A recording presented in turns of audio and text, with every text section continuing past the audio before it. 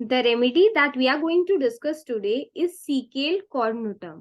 ठीक है, Cecal cor जो रेमेडी है, इसका नाम कॉमन नेम स्पर्ड राई है और ये एक फंगस है. ठीक है, Cecal cor is a nosode. ज्यादातर जो नोसोड है उनके एंड में नम या बेसिलिनम ऐसे टर्म्स जो है वो आते हैं, बट ये वाली जो नोसोड है इसका नाम Cecal cornutum है. ये चीज आपको ध्यान में रखनी है, कई बार इससे भी क्वेश्चंस पूछे जाते हैं.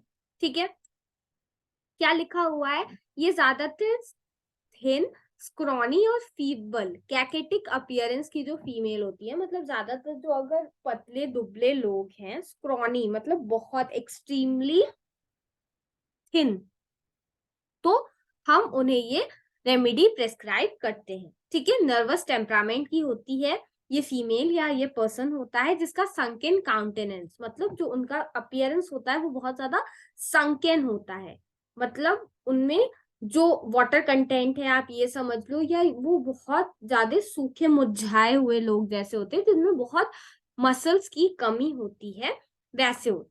ठीक है, वेरी ओल्ड डिक्रिपिट फीबल पर्सन, बहुत फीबल बहुत ज्यादा वीक होते हैं, वेरी ओल्ड पर्सन. ठीक है, everything seems loose and open, no action, vessels flabby. ठीक है, तो इनके जो सारे मसल्स होते हैं वो बहुत ज्यादा ढीले ढाले होते हैं, जिसकी वजह से इनको सब कुछ लूज लूज सा फील होता है. ठीक है, सीकेल कॉर में पैसिव हीमरेज है.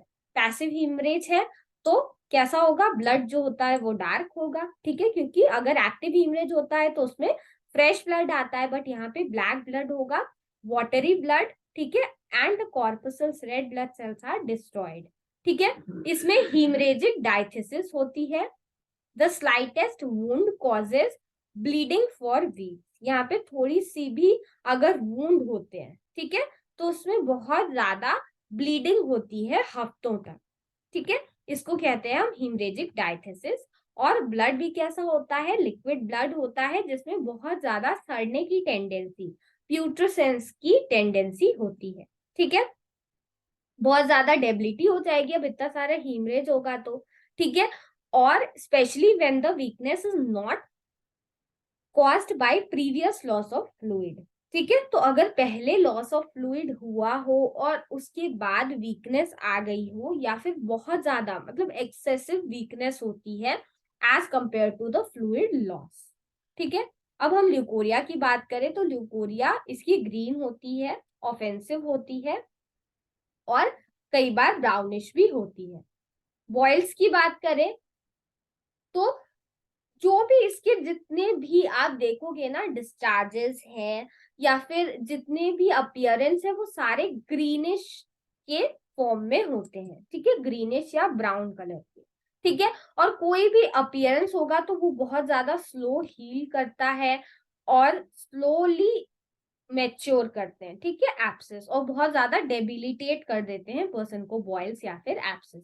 ठीक है, फेस की अगर हम बात करें तो इसका वही एशन संकेन, मतलब आप ऐसे समझ लो कोई कोई पर्सन है जो बहुत वास्टिंग डिजीज से बहुत सफर कर रहा है कई टाइम से, और वो उसकी वजह से अगर वो पर्सन की अपीयरेंस जैसा होगा वैसा ही ये पर्सन दिखता है. ठीक है, बहुत ज्यादा इसको भूख लगती है एग्जॉस्टिंग डायरियाज के साथ, और इसको एसिड और लेमनेट की होती है क्रेविंग.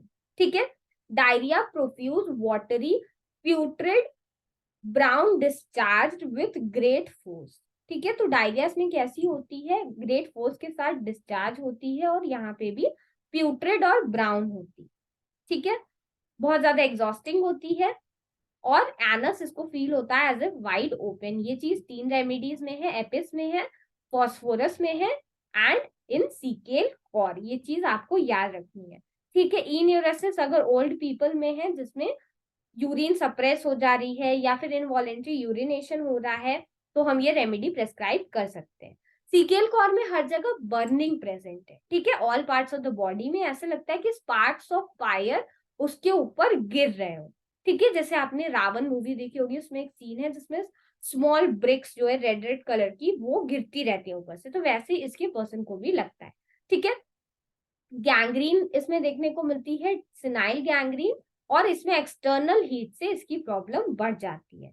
ठीक है, लार्ज इकाइमोसिस मतलब हर तरीके से हीमरेज समझ लीजिए, ब्लड ब्लिस्टर्स बनेंगे। अगर कॉलेरा लाइक डिजीज के बाद किसी पर्सन में कोलैप्स की कंडीशन आ जा रही है और स्किन बहुत ज्यादा कोल्ड हो जा रही है टू टच, लेकिन पर्सन फिर भी कवरिंग टॉलरेट नहीं कर रहा है, ठीक है, तो हम ये रेमेडी प्रेस्क्राइब करते हैं। ठीक है, अब हम इसके मेंसेस की बात करें तो मेंसेस भी वैसे ही होते हैं, इरेगुलर होंगे, कोपियस होंगे एंड लेबर लाइक पेन होगा। ठीक है, बहुत ज्यादा ब्लड का डिस्चार्ज होता है अंटिल नेक्स्ट पीरियड। सोच लीजिए कितना ज्यादा एक्सेसिव हिमरेजिक डायथेसिस यहाँ पे देखने को मिल रही है। ठीक है, इसमें अबॉर्शन थ्रेटेंड होता है स्पेशली थर्ड मंथ में, ये चीज सबाइना में भी है और सीकेल कॉर में भी है। ठीक है, बहुत ज्यादा बियरिंग डाउन पेन होता है, ऐसा लगता है कि अंदर से सारी चीजें जो है वो प्रेस्ड आउट होकर बाहर आ जाएगी।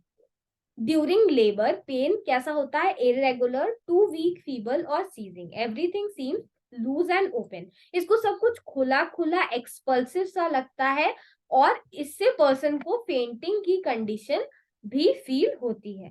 ठीक है, आफ्टर पेन्स की अगर बात करें मतलब लेबर अगर किसी का बहुत ज्यादा प्रोलॉन्ग रहा है, आर ग्लास कंट्रैक्शन हो गया हो, ठीक है, या फिर कोई ऐसी फीमेल है जिसमें मिल्क सप्रेस्ड हो जा रहे हैं, ठीक है, अगर उसको बेबी को नर्चर करना है, फीड करना है और उस टाइम प्रॉपर अमाउंट में मिल्क नहीं बन पा रहा है तो हम सीकेल कॉर प्रेस्क्राइब करते हैं। ठीक है, इसमें पल्स भी काफी ज्यादा रैपिड होती है और इंटरमिटेंट पल्स देखने को मिलती है। These are the relationships of the remedy that we need to keep in mind, क्योंकि सीकेल कॉर में हिमरेजिक डायथेसिस पे क्वेश्चंस बहुत ज्यादा पूछे जाते हैं। ठीक है, talking about the aggravation, heat से इसकी प्रॉब्लम बढ़ रही थी, हमने देखा है, कवरिंग से इसकी प्रॉब्लम बढ़ रही थी। ठीक है, हर जगह यहाँ पे हीट आपको सीकेल कॉर में याद रखनी ही है। ठीक है, अब एमिलियोरेशन की बात करें तो कोल्ड से आराम मिलेगा। ठीक है, और अनकवरिंग से भी इसको एमिलियोरेशन होता है। ठीक है, so this is it about सीकेल कॉर। इसमें एग्जामिनेशन में ज्यादातर इसकी हीमरेजिक डायथेसिस से क्वेश्चंस पूछे जाते हैं।